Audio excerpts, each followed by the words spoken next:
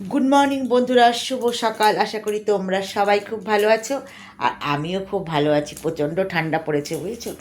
আর এত ঠান্ডা পড়েছে, আর আজকে অনেক সকালবেলা উঠেছি 5:30।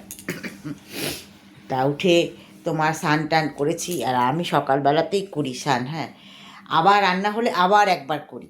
কি বলো তো, বলতে পারো এটা বাতিক। হ্যাঁ, মানে স্নান করার পরে সেই কাপড় পরে মানে সকালবেলা স্নান করে গোপাল তুলি, আবার দুপুরবেলা রান্না করলে আমার ভালো লাগে না। তোমার হচ্ছে ওই সারা মানে একটু রান্না করা, যে কাপড় জামা, অনেক সময় রান্না করতে করতে কী বলো তো, কাপড় জামা একটু হয়ে যায়, তার জন্যে আবার চান করি। আর এত ঠান্ডা লেগেছে, দেখো এখন হচ্ছে আমি কফি, 1 কাপ গরম গরম কফি আর বিস্কুট নিয়ে বসেছি। আর বরমশাই তো চলে গেছে, এখন একাই খেতে হবে। ছেলেরা খায় না চা কফি কিছুই এখন, তাই নিজের জন্যে নিয়ে বসেছি। আর আমার মতো কে বলো এতগুলো বিস্কুট নিয়ে বসে? তোমরা কেউ খাও এতগুলো বিস্কুট? আমি খাই।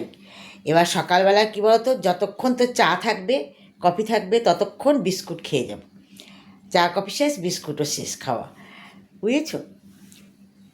তাড়াতাড়ি উঠে পড়লাম, উঠে কিছুটা কাজ সারলাম, সেরে ঠাকুরের ফুল তুললাম।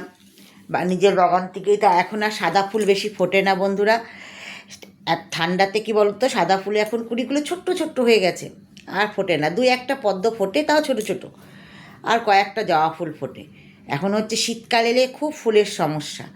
এখন বাজার থেকে গাঁদা ফুল আনতে হবে, তারপরে অল্প কটা জবা ফুল ফুটেছে, সাদা ফুল 2-1টা কুড়ি আছে, বুঝেছো? এই এখন চলছে সকালে।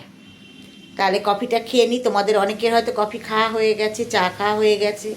তা আমি এখন খেয়ে নিই, বিছনাতে বসেই খাচ্ছি, বাইরে বারান্দাতে খেতে পাচ্ছি না, ভালোই ঠান্ডা বাইরে বারান্দা, তাই ঘরে বসেই খাচ্ছি। তাহলে এখনকার মতন বন্ধুরা টাটা, পরের ভিডিও নিয়ে পরে আসবো।